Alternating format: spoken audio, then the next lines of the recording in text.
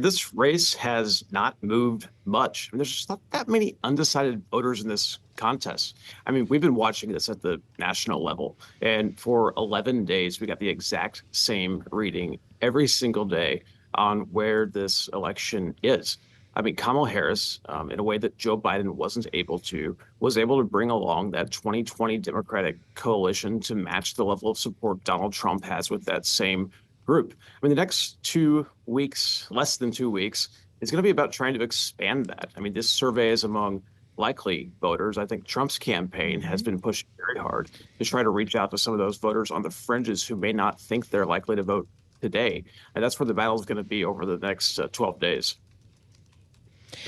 Well, and as we consider the messaging over the next 12 days, Eli, I do wonder what the data suggests about what the most effective messaging to win over that very small basket of voters actually will be. When we look at this poll, yes, by wide margins, Harris is found to be more mentally fit by battleground voters, 47 to 33% for Trump. She's seen as more honest by a margin of 10 points. She's seen as compassionate by a margin of 16. Donald Trump, 48% said is dangerous compared to just 35% who said the same for Harris. So as she makes the case here about his unfitness for office, as we mentioned, calling him a fascist yesterday in her town hall on CNN, is that the kind of language that is ultimately going to make the difference? Because all that said about how voters feel about Trump from a personality standpoint, if you will, he's still tied with her across these states. Yeah. I mean, the dangerous message does meet the electorate where it is. About half of voters in these swing states see Trump as dangerous. And, if you look at the kind of voters who are supporting Kamala Harris's bid, they are less likely than Donald Trump's backers to say their vote is a vote for their candidate. They're more likely to say it's a vote against Trump. And these voters in the middle, the independent voters, the kinds of folks who are more likely to be undecided still, in Kamala Harris's camp, the independent voters supporting Kamala Harris are far more likely to be negatively motivated. And so those kinds of messages seem aimed to that chunk of the electorate. It's policy versus personality. And in the last few weeks, when you're running against Donald Trump, that personality argument carries a lot of weight.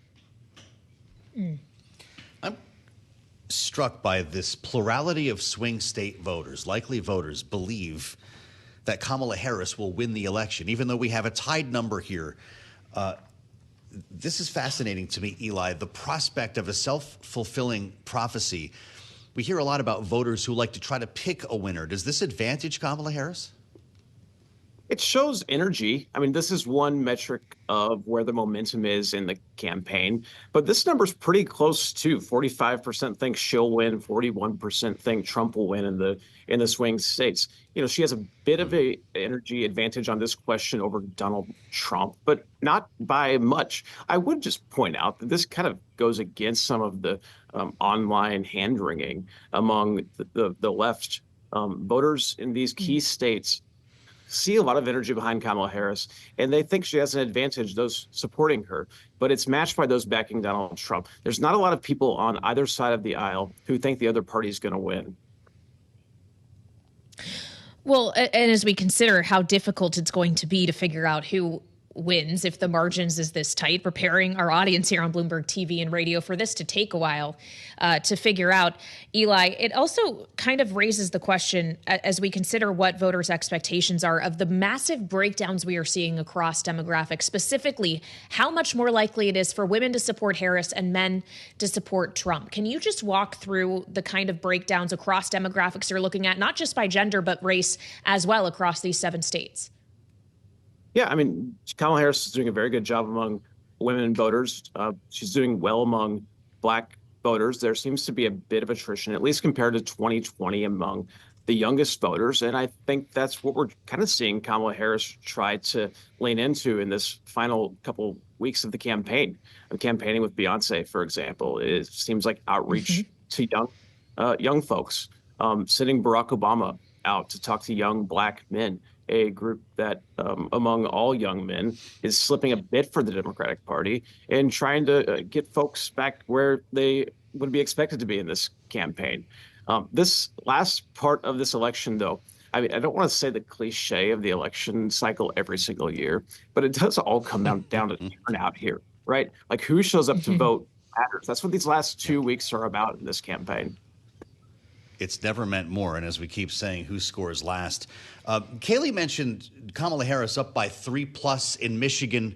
Noteworthy here, Donald Trump's best showing in this poll is in North Carolina, up 1.2%. I take that back. In Georgia, 1.5. But I want to ask you about North Carolina specifically, Eli, because there's been quite a bit that's gone on there to disrupt the flow here, not the least of which has been the scandal surrounding the Republican Lieutenant Governor Mark Robinson, but also the impact of Hurricane Helene that has caused many people to worry about the very thing you just mentioned, turnout.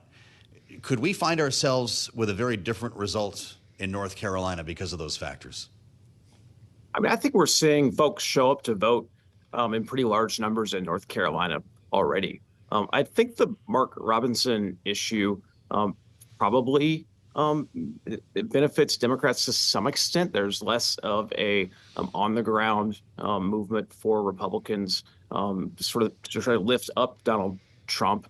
But I mean, we're seeing the Trump campaign put a lot of energy into that state, spending a lot of time there. And, Donald Trump doesn't want to lose North Carolina. Losing North Carolina would make some of these blue wall states matter much less for Kamala Harris. If she was able to pull off a victory down in the South, some of these states like Wisconsin, which is tied, might not matter as much if she can pull off a victory down there. So I think that's why Donald Trump is spending so much energy there.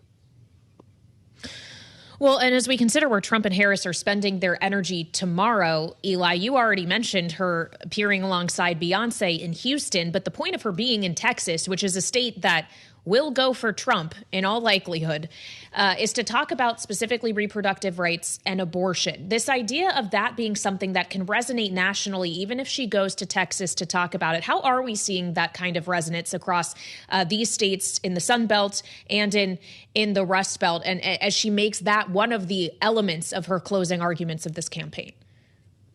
Yeah, it matters a lot, especially for women. I mean, we're seeing some sort of a divide among women without children versus women with children in this survey.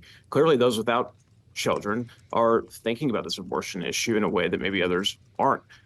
Texas is also home to a Senate race that is maybe not the most competitive Senate race historically, if you look at the trends in Texas, but it's a close contest. I mean, Ted Cruz is one of the least popular senators in the country, and his Democratic challenger, Colin Allred, is polling neck and neck with him down there.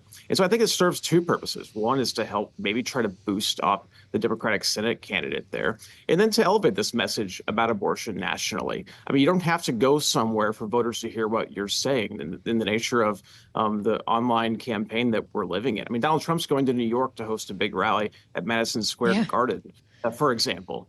It seems counterintuitive, but on the other hand, I mean, that stuff can still break through, even if he's not in some of these key states.